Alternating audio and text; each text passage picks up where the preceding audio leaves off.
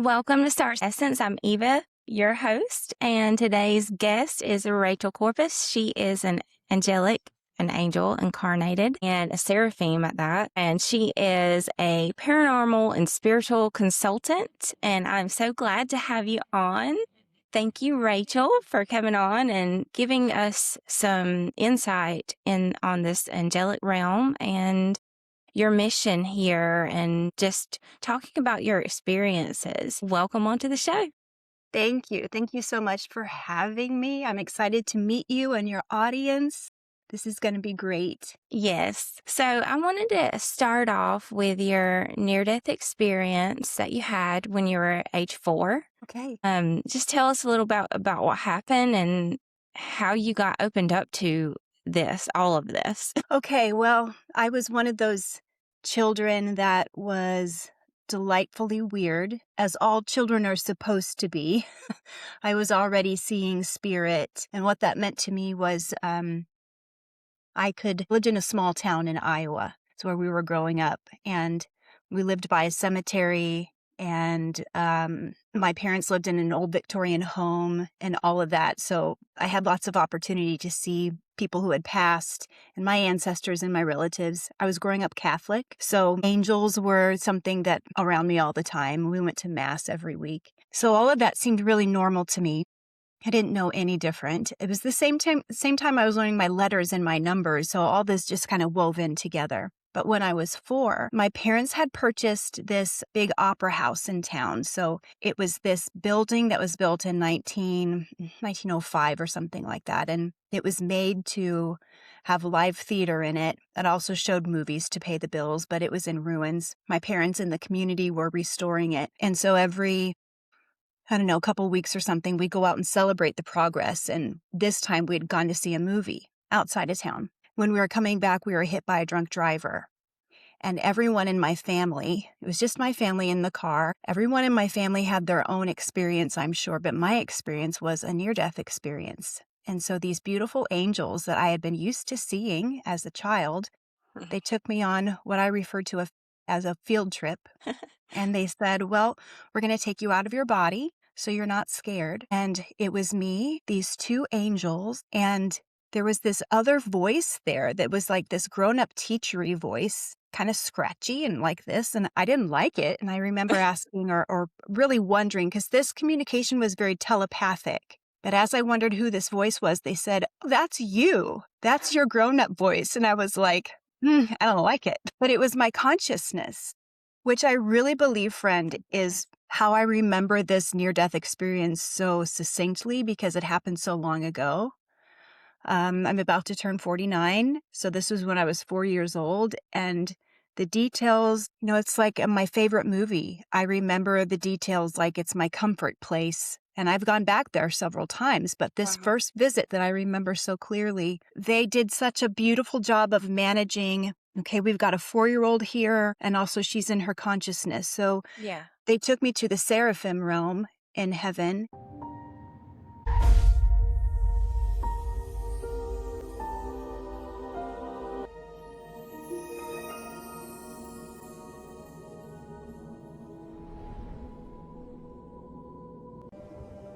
And they walked me around and they gave me a tour, just like a 4-year-old would want to see. Like, this is where you keep your stuff. This is where we eat. This is where we take our breaks. And they let me ask questions that a 4-year-old would ask. Well, what do you eat here? We eat snacks. We have really delicious apples that you can pick from the tree. Oh, can you put caramel on them? Oh, yes, you can put caramel on them. Of course. Do we have cake here? Yes, anything you want. And then they would say, this is where you work. We work here? Oh, yes, but work is fun. You would like your work here. So they were balancing between what I needed to know and how a 4-year-old would receive it. And I remember this deja vu-like feeling of I'm seeing this stuff for the first time, but I know it here. I know this place, and I know they looked like people, but they were angels.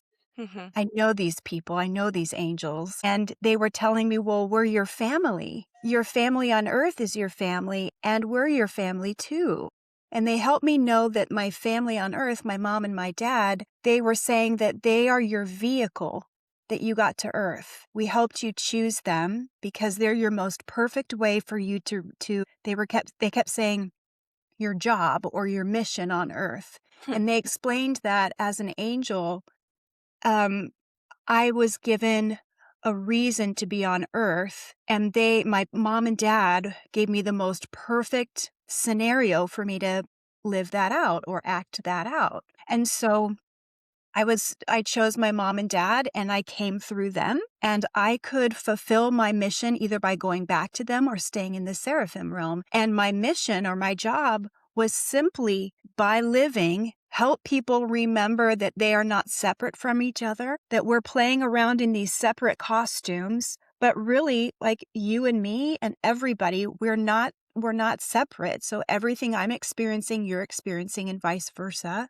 Our thoughts are connected. So if I'm in traffic and I'm like, you mother effer, well, that person actually feels it. We're supposed to remember that. So if we can change it to, you mother effer, oh, I bet you're having a bad day. I hope that gets better. We alchemize it and we start to heal each other. So we can still be human for a moment, but then turn it to as much like or love as we can. We start to heal this place. It's simple. Yeah. Right? It's not bypassing. It's just being human and being kind with it. They showed me that, and they showed me this big picture idea of we're supposed to remember in this lifetime, this iteration, that we are not separate from Source, God, and that we don't have to get in the weeds about what God is. We get to figure that out on our own. But the loving part of God, we were never supposed to be separated from it. And things like being employed by people who said you're not good enough, or maybe parents or family structures that said, I'll love you better if you get an A or if you win that race, or even religious structures that said you're not worthy enough for God. Those things took us away from love. And that we get to remember this time around that we were never disconnected from love, and that I didn't have to come to Earth to like be a preacher or somebody famous or anything to do that. It was just by me living. And honestly, they showed me a lot about my life that was going to be difficult that I didn't understand at that point. But they said, you're going to go through a lot of stuff, but through that, you'll pull a lot of people together. And if you say yes to it, you're really going to say yes to it.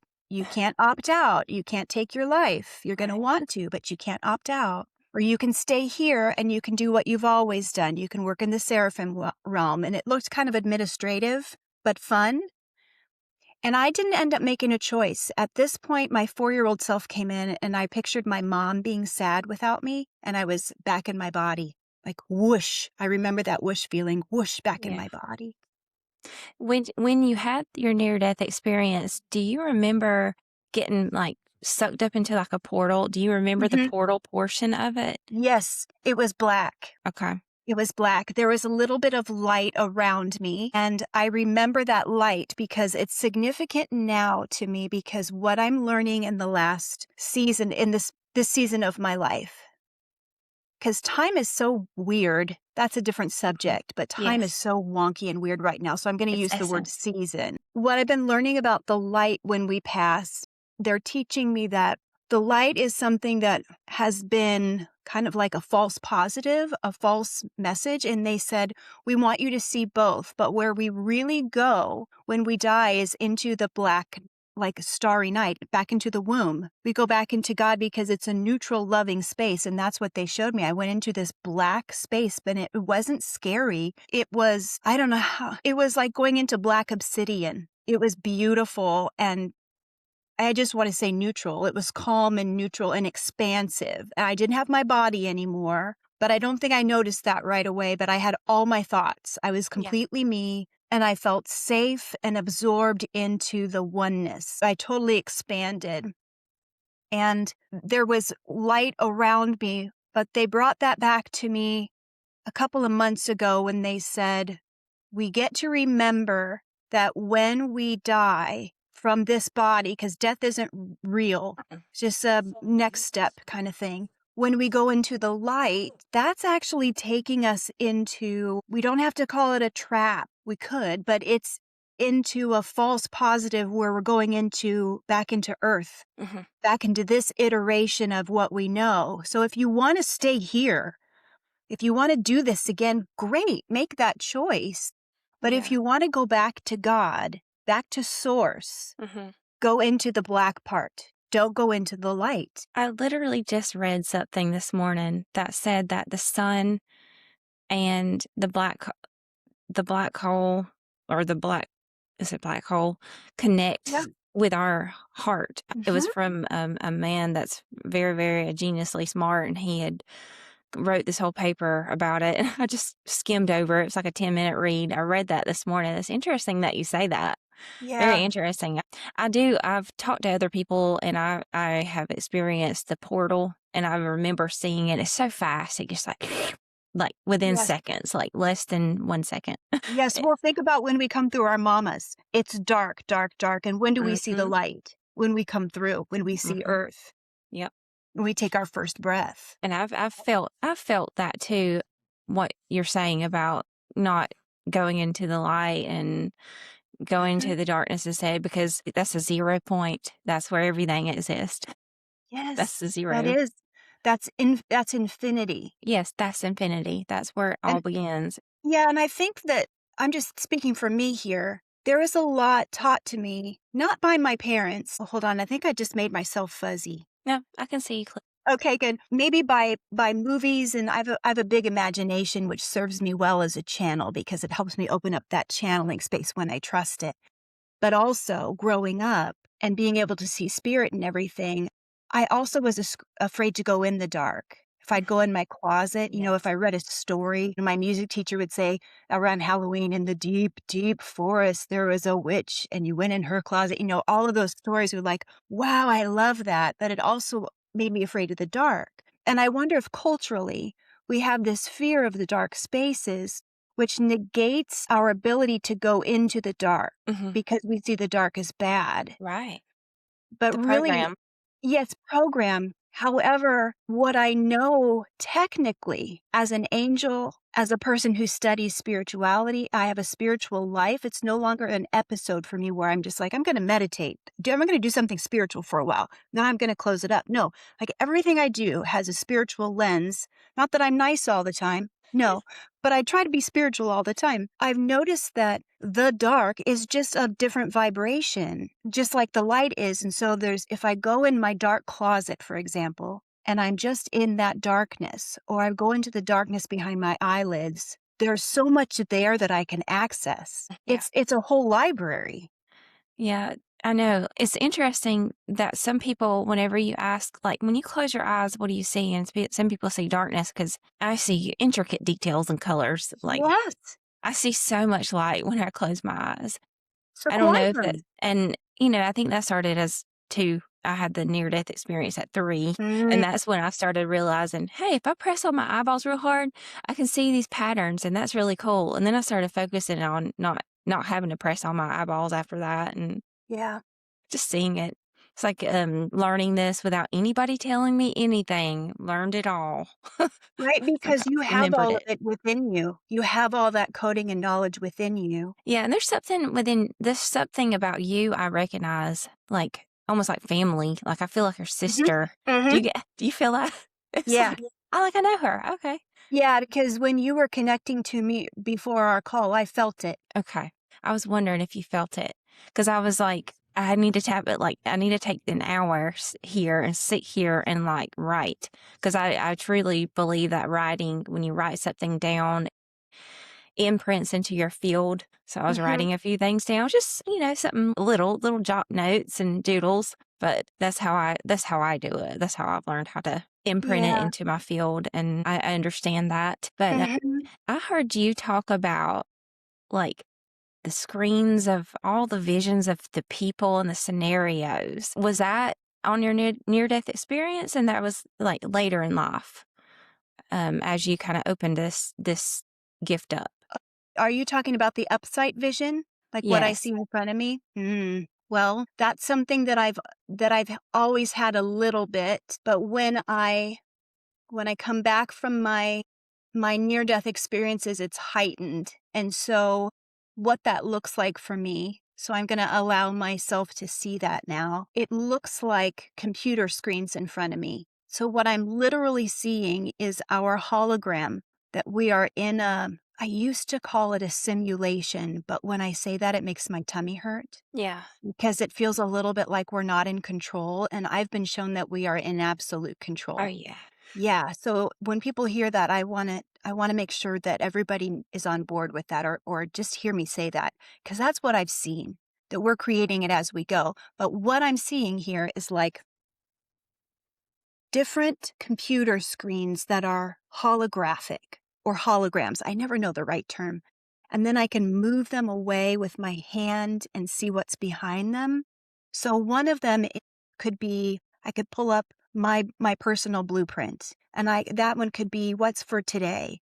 Or I could flip it and say, which one of my past lives or my other lifetimes is affecting me most in this moment? I could look at you and me. How do we know each other easily? Is the lifetime or the timeline that's affecting us now? Okay. So what do you have, can you like tap in to that and like see Yeah. that instantly? So the one that I see, it made my stomach. So anybody, I got my Yeti mic here, so you might have heard my stomach go. It's not a ghost in the room. That was my tummy. I see we're in New Orleans, and it is a timeline where we are. It's like the 1920s, and we don't live there. We get called there.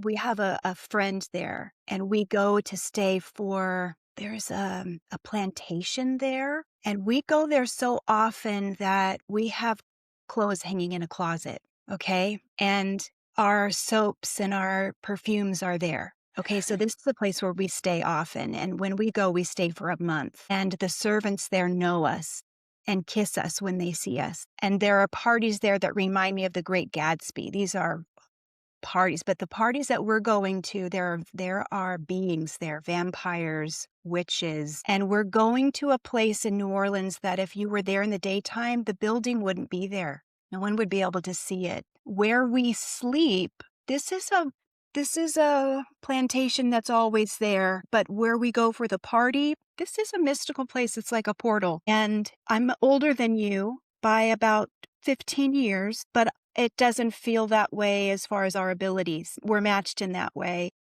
But once in a while, I'll hold your hand and I'll say, let me go in first and make sure everything's like a safety thing. And I don't think you like that, but I'm saying it. But it's never about your ability. It's just about safety because you are physically a little smaller than me. I'm very big in this lifetime, like big mama. So I'll put my physical body in front of you sometimes. I like that. That is interesting. That is It's interesting. really Yeah, cool how you can pull that up and like, I do believe we are the quantum computer. we are. So that's what I can see. And I want to ask for the data of what is our purpose there. So I'm just going to let that coding. So interesting. Your coding, when I first see it, shows up like hieroglyphs and then it'll spin and then it'll change to colors and then it'll go to current letter forms. So you might want to sit with that later. Oh, well, I can tell you what that is. Will you please? I have a ship. I have a Oh, ship. The higher, I really just made like a visual of it.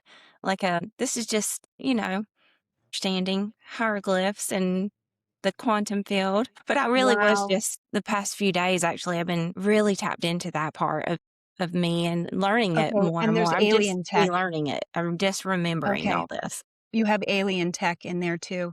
Hmm. Extraterrestrial, they don't like Yep. alien. Yeah. Sorry, guys. Okay. It's like an etheric ship that Yep, is based around light and yep. There's light code in there, light language in there. That's beautiful. and it kind of it goes around the whole ship. It's not even like Mhm. a ship that it's like understanding the eons. Okay, it smells the same way that it smells when I go into the Akashic records, like a like a beautiful, like an old library, like old books and cappuccino or coffee or something. When it's changing its framework, when it's translating, let me say it that way, when it's translating, it smells like that. Like I want to sit down and do research. And then what it feels like on my skin when it's changing. It's like somebody's got a feather and it's going like this. It's so lovely. Wow. I have a feather behind me. I'm not going to break it out. I broke it out this last episode. I'm like, I should not have played with that feather so much. I'm like, my It's little white amazing. feather. Wow. It seems that our purpose there was we are being called into something that looks like a gambling table, but they're using it for seances. And we're coming in to hold the ground, hold the groundwork, the framework. We're the moderators for spirit. Okay. We're called in to be something like the moderators. Does that make any sense to Yeah, you? yeah, it does. I'm I've been told by other intuitives that I'm very, very strong. Uh-huh. You don't take any shit. Yeah, I don't, and I'm very Wow. strong as far as like holding space. Like I can Uh-huh. hold somebody that's needs somebody to if you need somebody to hold space for you, I can really do that. But for me, like somebody to hold space for me, it has to be that equal strength of Yes. a person, or else I won't be feel that to be able to completely back up out. Yes, because I'm watching you as the speaker, and I'm not doing it that night. I'm like your bouncer. I'm your protector. Yes, I I'm think sure I have gifts there you too, are. but I'm in that iteration of us. I'm like your protector. So that's Yes. one of the ways we know each other. That's interest. That's so I've had, dreams where I've been in this, like I come from this very wealthy family, and the Hmm. dreams the most recent timeline, was the one before this in the 20s, and it's like, that's why I cannot help it, but I just want to decorate like I'm in an extravagant, like, Yes, we are mansion, but dressed I'm well. Yeah. Even though and it doesn't appear that we are hired in, we're not hired psychics or something. We're from a beautiful family. We're well loved. And because I first thought, okay, are we like traveling psychics or something? And they said, oh, no, no, no. Not that that would be wrong by any means.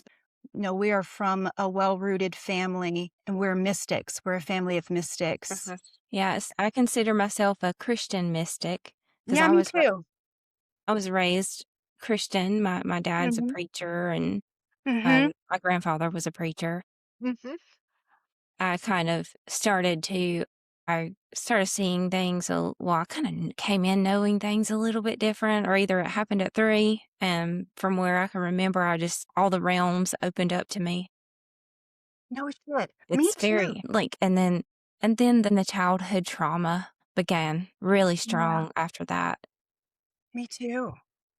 and that's Well, my what. relationship with Jesus too, when he's taught me so many things about when he was little with the other little children who were taught to be mystics with him and how the church left that story out, that he said it wasn't just him. Yeah. There were other children that were raised mystical, but it was really handy for the church to leave that out and make him the one that looked like a superhero.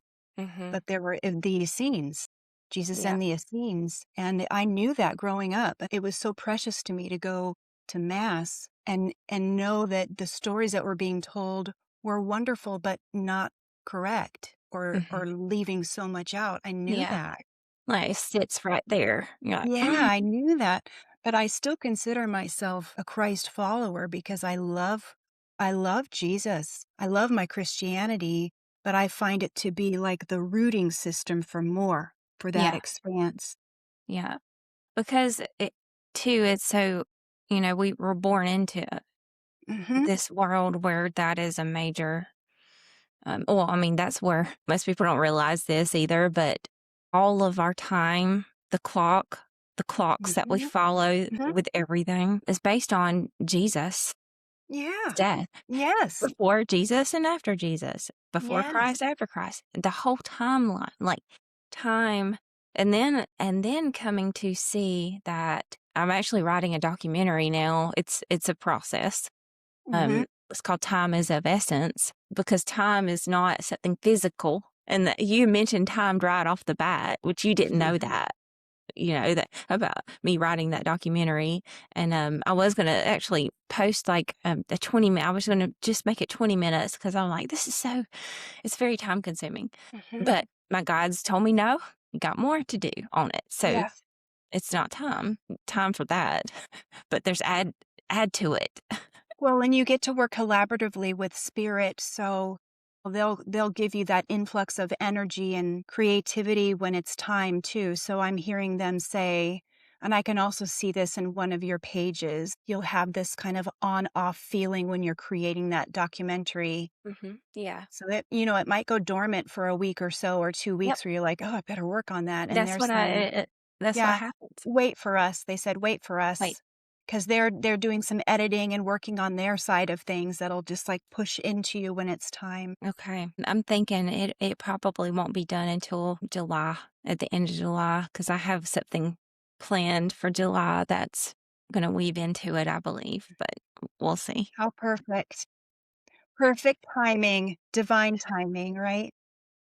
It is. So you have so much wisdom and insight on the angels, and also I wanted to weave in angels versus ET versus Yeah. starseed versus monad versus all of Yes. this what we hear. What's your take on that? I mean, what Well, the common thread is everything is created by the monad, monad being the ultimate God made of love. So I interchange source and monad. When I say source, I mean the monad. And I tend to use the word source because not everybody knows the word monad yet. Mm-mm. So I will use source because it's gentle, but I really am talking about the God or the monad that created everything. And then if we can think of the monad as a great umbrella, and then within that umbrella, we have the particles that expanded from the monad, maybe because monad wanted to experience itself. Before time began, before matter took shape, before even light had a direction, there was one. Not a thing, not a place, but a principle. The ancients called it the monad. Mm-hmm. Maybe let's just Yeah. pretend that true because that's what I've been shown. Mm-hmm. I'm no expert at all, just figuring out like everybody else. Yeah. Within that umbrella, we have different types of the monad experiencing itself. So we have angelics, we have ETs, all that you mentioned, and they vibrate at different frequencies so that the monad can feel that. Like, let's just explain this like if we were kindergartners. Well, what does it feel like on your feet when you wear different colored socks? Yeah. Oh, I love it when I wear pink socks. Oh, I love it when I wear green socks. And what does that do for your spirit? Just there, you're the same. Monad is the same, but you get just a little bit of different feeling if you're wearing those green socks around, if you're wearing fuzzy socks. So with angelics and extraterrestrials, they're neighbors. So angelics have frequencies that are very, very high and frequent because they're very near to monad. They are not part of the religious God. Angels aren't religious. They just are so written into the religious doctrine because angels are messengers. So we're always around giving messages whenever needed, and they show up so much in the Bible because often they're showing up to rewrite what humans might be thinking, but then the message gets changed. It's like a game of telephone. So they're in religion. We are in religion a lot, but actually we are part of the divine source, the divine monad. Now, let's talk about ETs. ETs are part of that same expanse because where source is, under that umbrella, extraterrestrials, ultra-terrestrials, even interterrestrials who live within the planets that source created also vibe really, really high depending on where they are. So there are some planets that are struggle planets like Earth. Those interterrestrials might not have a very high vibration. They might resonate more like a human. So in this umbrella, we have all different types of vibrations. But if we were to take off all of the struggle, all of the ego, that some beings have egos, like when you're in a human form, there's ego. We take that off. The goal is we all at some point remember that we resonate the same as source. Everything is the same as source, and we're all trying to remember that. So there are different forms. Think of it this way. We're all different forms of source.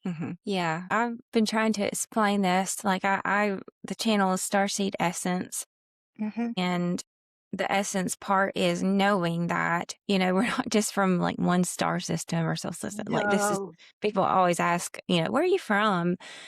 And a big part of me wants to say, well, do you want me to Everywhere. say, what do you want me to tell you? Like where I Yeah.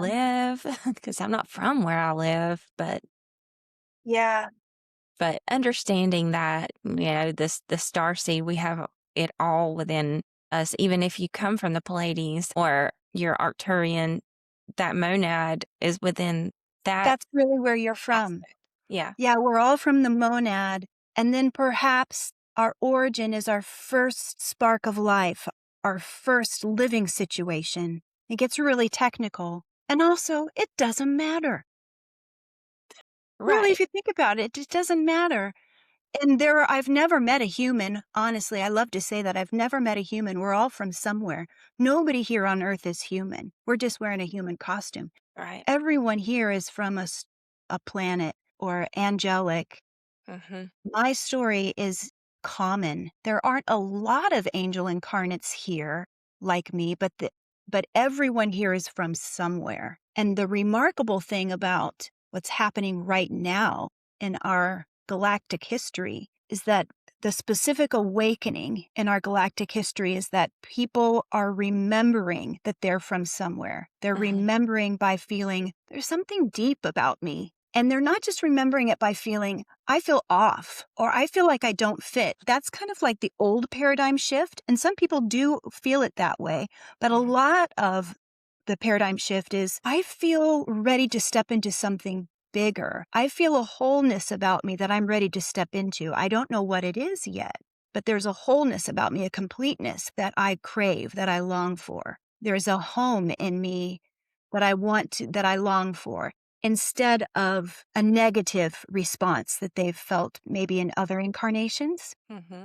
Different paradigm shift. That's very interesting. I'm getting a question to ask about your most recent experience. I don't know what that means exactly. Maybe your most recent, like, have you had a dream recently that was like a impactful experience? Possibly they might be asking about our angels. Which way would you like to go with that? What else are you getting? I'm getting, well, at the time, past, present, future, like timeline stuff. Um, time keeps popping up in my head, Mm-hmm. codes, the Codes. numbers. Yes. Talk about too, also about I understand about the, well, assimilation and codes, but coding and Yes. numbers. This was Well, something I wrote down. I've been hearing from spirit recently that all of our timelines are colluding into one. And That's, yeah. yeah, that this was brought to me in kind of just a real world way a couple of years ago when I was watching a video about Project Looking Glass, where some scientists were looking at possible outcomes, and these scientists looking separately all found the same outcome. They won't say what it is, they're keeping that top secret. But in my remote viewing, I got to see what it was. And they saw it as something earth shattering, literally earth shattering. Yeah. Well, then Archangel Gabriel stepped right in. He stepped in front of that screen that I was looking at in my upsight vision. And he took a remote, pause, pause. He said, let's remember that this is always in flux. Mm-hmm. Future is in flux. And even though these scientists are seeing something that they believe is etched in stone, just like Moses' tablet, we do not believe this because the divine consciousness of all beings is still in the writing process. And then he showed me literally the writers of SNL around the table and how they're still like writing and laughing, and there's still joy in this world. Mm-hmm. And he said, that's the ticket. There's still joy. The Yeah. world has not lost its joy. So then Gabriel sat down by me and was like eating a bowl of popcorn. And he said, because the world still has joy, and there are enough people that are still watching this kind of like popcorn, like they're not passive, but they are saying, okay, let's see how this works out. Mm-hmm. Okay. So they're not too involved in it. There's like this kind of healthy way of not being pessimistic, not being overly active, but just like, okay, let's see how this works out. He Mhm. says, "That's really the way to be. Let's see how That's this right. Netflix movie works out." Yeah. But what he showed me was that with all these timelines, he showed me, like, there's 4 major timelines left, and they're all colluding into one major timeline, and it looks like an Ethernet cord, and the 4 timelines are starting to go together and twist. And he said those 4 major timelines, as they twist together, people are starting to notice that this timeline is very slow. There's one here that's very fast. So they're losing time some weeks. Some weekends feel very long. Mhm. And that's kind of proof that it's happening. And here, there are people that are choosing to pass because they're just deciding, I can help from the other side. Mhm. Down here, these are like your NPCs. These are the people that are just like eat, sleep, poop, get up and do it again. But a lot of these people are waking up. They're deciding, I want to change that The contract. NPC. Yeah.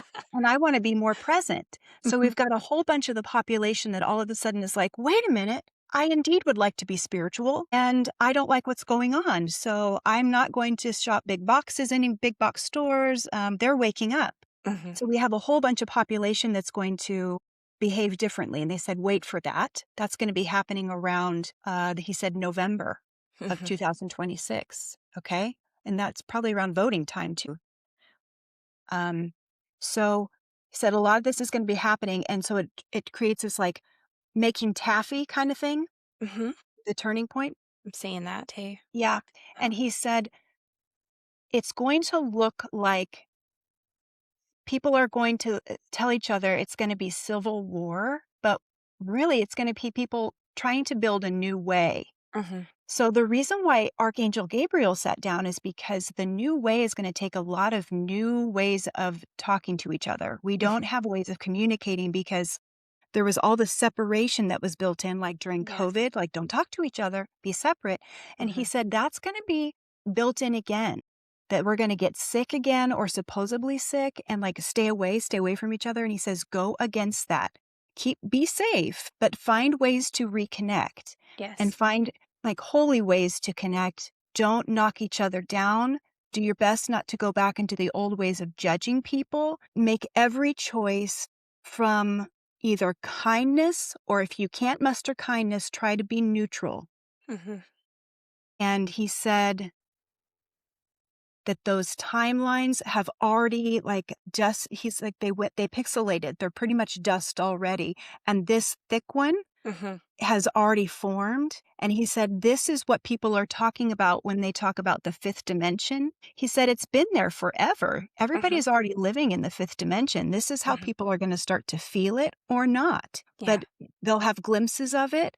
And he says, the hardest part will be people will be living in a structure of poverty all around them because the shells will be bare. But where they are here is the soil will be ready to plant. Yes. The So, seeds. yeah, shelves will be bare, but the soil says, well, just plant your seeds and see how Yes. fast I grow. This timeline will be fast. Plant your seeds. The Mhm. water will be ready to be healthier again. So you just will be thinking differently. And so some people, this is another hard thing. Some people, a lot of people who had a certain job description, that job won't be available anymore, nor will they want it. So Mm. here in this new timeline, because these Mhm. are the timelines that died, in this new timeline, people will be figuring out actually, who am I without my labels? Who do I Mhm. want to be for myself and my kids? Yeah. And there's going to be about 20 years of WTF, what do we do? But everybody's going to be in that situation. So Mhm. we're going to be coming together and building new communities, community living, and people will be sharing with neighbors. And Mhm. I'm not trying to sound like a Pollyanna here. It's what I have been shown. Yeah. It's interesting you bring that up because the past like 3 interviews we've talked about at the going towards the end of the conversation, we've all brought up get your seeds. Your Get your seeds. seeds. Like talked about the seeds and also that's if you want to go back to the biblical sense, there's he talks about get the seeds Yeah. ready. The seeds are all. I mean, I'm not an expert on. I'm a I'm not preacher's daughter. either. I'm not the preacher, but I'm sure my dad could quote something Yeah, I am a preacher and I don't even know that stuff. I did go to seminary for a long time, but I keep getting these visions of even go to the grocery stores where you can get a bag of beans, get the food that is seeds. It's not always finding the heirloom seeds, but just buy the food that you could plant is Yes, what I'm getting from the angels. I love that. Well, I felt like, when you were talking about time, I'm like, gosh, it feels like we've just been talking for 5 minutes, and I'm looking at the clock. I'm like, No, we're getting there. no. It's been almost close to an hour here. Yeah. I do love what you're talking about with the time. Recently, I've been noticing some trees. I love nature, and there's some trees out there that have twisted, like their trunks twisted, and Mhm. I sense from them there's a significance to that, like a portal type energy. Yes. There's a reason why that tree twisted. With our timelines too, you talk about the twisting of the timeline. I feel like is because we're coming into, if you look at it from the macro, looking at where Earth is in space, we're on the outer bands of the skirt of our galaxy, and we're Yes. moving further away, like from where we were, which was at the center at one point a long, Uh-huh. long, long, long time Mhm. ago. Now we're at the very edge, and it's moving. We're moving faster than we realize.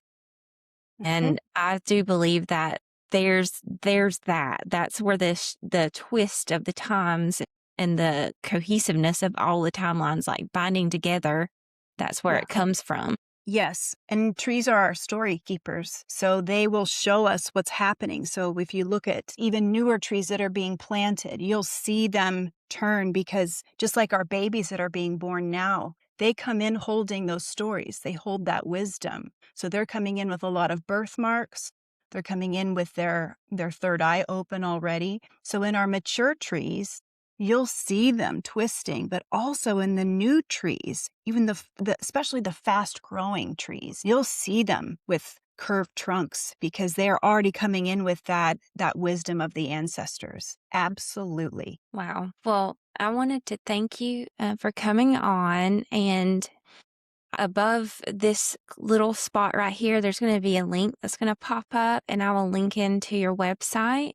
And then below, I will link down to your channel, to the Angel Talk podcast. You have that, right? Okay. Yeah, And thank you. I will link that in, and anything, you want me to link in below. And that way, if anybody wanted to contact you so they can get a reading from the angels or from you, Thank you. that they could do that, contact you that way. Perfect. It's been lovely to speak with you today. And I wanted to ask the guest, if this resonates with you, please hit the subscribe button. And I would love that to come back. And there's going to be more episodes on here of the conversations similar to this. And thank you for being present during this timeline and this great shift that's taking place during this time. All right. I'm going to stop recording. Deep space opens, revealing our cosmic home.